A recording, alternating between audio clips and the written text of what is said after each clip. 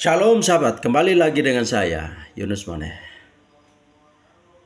Di part yang ketiga saya masih tetap berbicara dengan tema besar kita tadi, datang mendekati Allah dengan kurban. Dan subtema kita adalah Parashat Vayikra dengan ayat utama kita, Imamat pasal 1 ayat 1 dan ayat 2. Sahabat, saya kembali membahas yang berikut, yang berikut. Allah akan mengingkari apa yang telah Ia firmankan bila Ia memutuskan untuk mengampuni manusia, dan menyediakan tebusan bagi manusia. Ia memberikan Yesus, memberikan kehidupan Yesus, memberikan nyawa Yesus, atau kehidupan Yesus sebagai harga pembelian, sebagai tebusan bagi banyak orang, bagi sahabat dan saya. Matius 20 ayat 28. Sahabat baca di rumah. Matius 20 ayat 28. Kita tidak dibeli dengan emas. Kita tidak ditebus dengan emas. Kita tidak ditebus dengan perak, tetapi dengan darah Yesus, Sang Mesias, Sang Firman Allah yang menjadi manusia. Dan harganya sangat mahal. Sebab di dalam Dia dan oleh darahnya, sahabat dan saya beroleh penebusan, yaitu pengampunan dosa menurut kekayaan kasih karunia-Nya, yang dilimpahkannya kepada kita dalam segala hikmat dan pengertian. Efesus pasal 1 ayat 7 dan ayat 8. Alkitab selanjutnya menyebut bahwa pembayaran hutang, sahabatku, pembayaran hutang dosa dengan darah Yesus, Sang Mesias, itu adalah suatu pembayaran yang dengan harga yang sangat mahal dan itu lunas.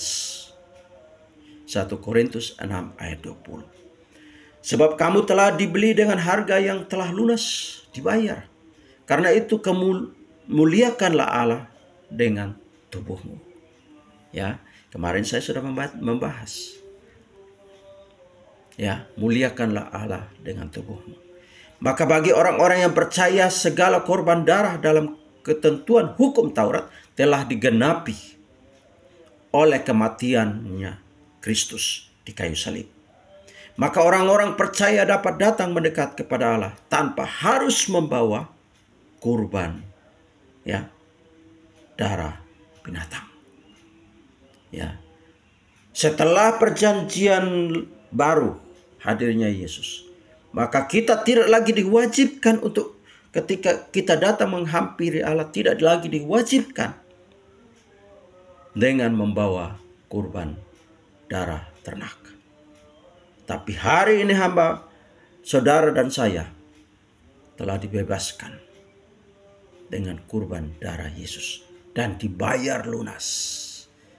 Anda beriman dan menjalankan kebenaran firman Tuhan itu dengan baik dan tepat, Anda diselamatkan.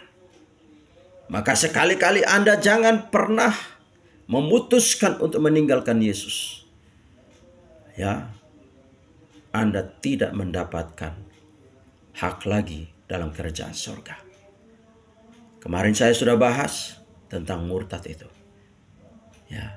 Apalagi setelah murtad mengumumkannya ke publik, disiarkan melalui televisi, melalui media-media massa yang ada, media cetak, media elektronik, dan mempermalukan Yesus untuk kedua kalinya. Konsekuensinya, orang seperti ini tidak mendapatkan pengampunan kecuali dia berbalik dan beriman kepada Yesus, mengakui kesalahannya dan bertobat sungguh-sungguh di hadapan Tuhan. Dia akan mendapatkan haknya kembali, diberi kasih karunia, keselamatan. Jelas bahwa kemah suci Miskan ini adalah tipologi dari Yesus, Sang Mesias itu. Dan ini semakin jelas dengan membaca adanya kata bertabernakel dalam bahasa Ibrani, shakhan, bertabernakel, shakhan atau skeno dalam bahasa Yunani.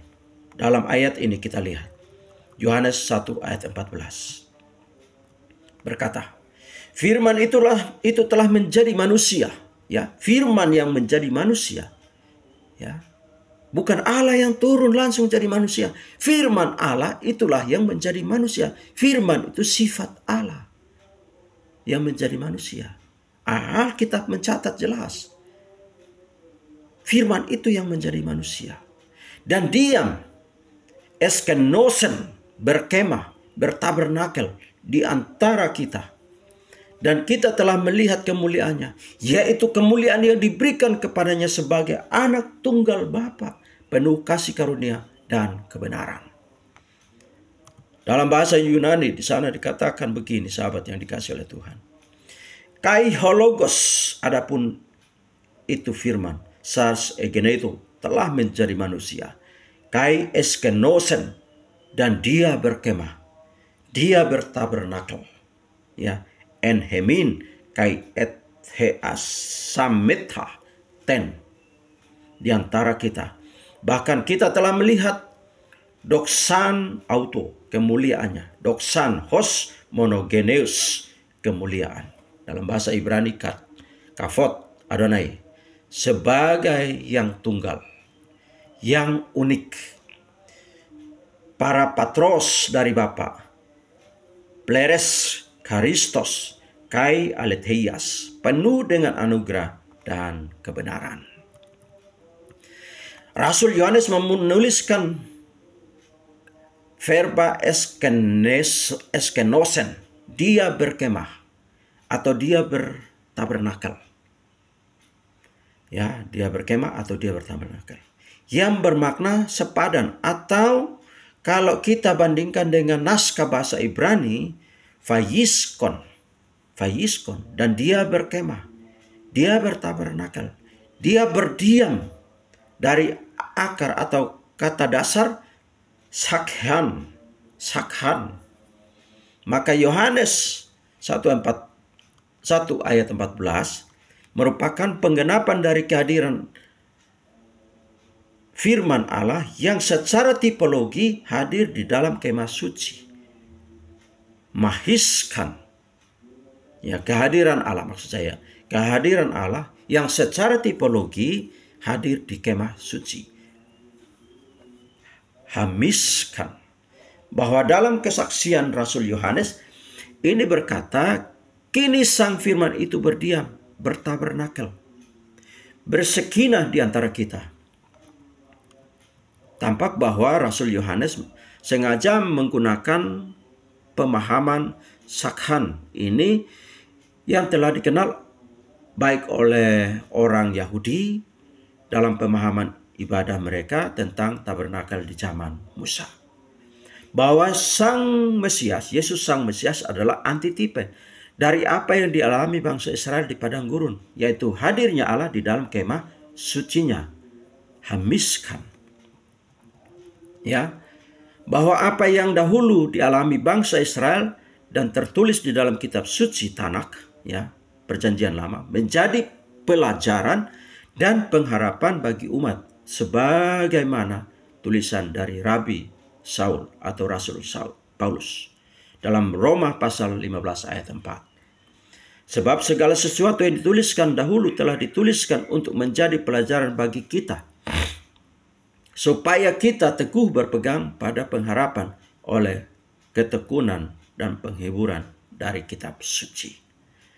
Mari sahabatku yang dikasihi oleh Tuhan, ya, teguhkan imanmu hanya kepada Kristus Yesus.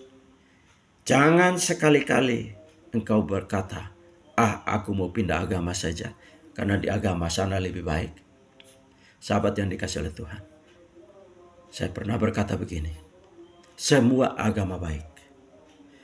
Agama adalah wadah di mana orang berkumpul di sana untuk belajar tentang Tuhan.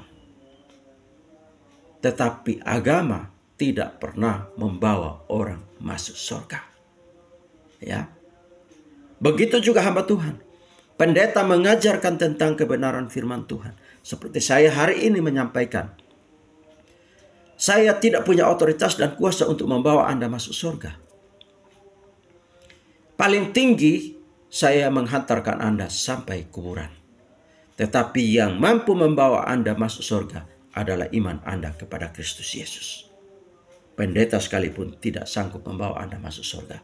Apalagi gereja, apalagi agama, apalagi organisasi agama, apalagi wadah agama.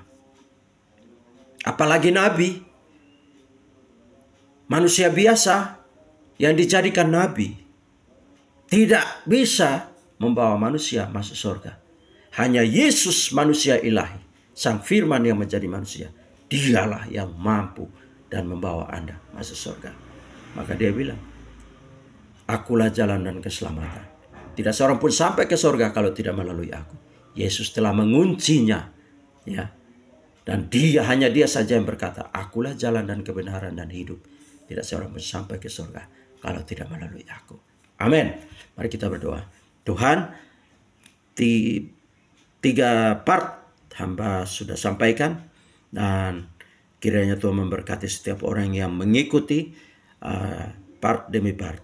Tuhan memberkati rumah tangga mereka, berkati usaha, pekerjaan, studi anak-anak mereka, dan kesehatan dan keuangan rumah tangga mereka. Dapur mereka Tuhan berkati. Segala yang diperlukan makan minum Tuhan berkati. Kesehatan mereka diberkati oleh Tuhan. Dalam nama Yesus hamba berdoa, mengucap syukur. Haleluya. Sahabat, jangan lupa ikuti akun Facebook ini. Tekan ikuti, gratis itu, ya. Dan pesan saya, like video ini, komen video ini, dan share video ini, supaya lebih banyak orang lagi diberkati oleh Tuhan. Apalagi kalau ada orang bertobat karena video ini saudara, sahabatku share. Secara tidak langsung Anda telah menjadi berkat, menyelamatkan jiwa baru untuk masuk surga. Amin. Tuhan memberkati. Shalom.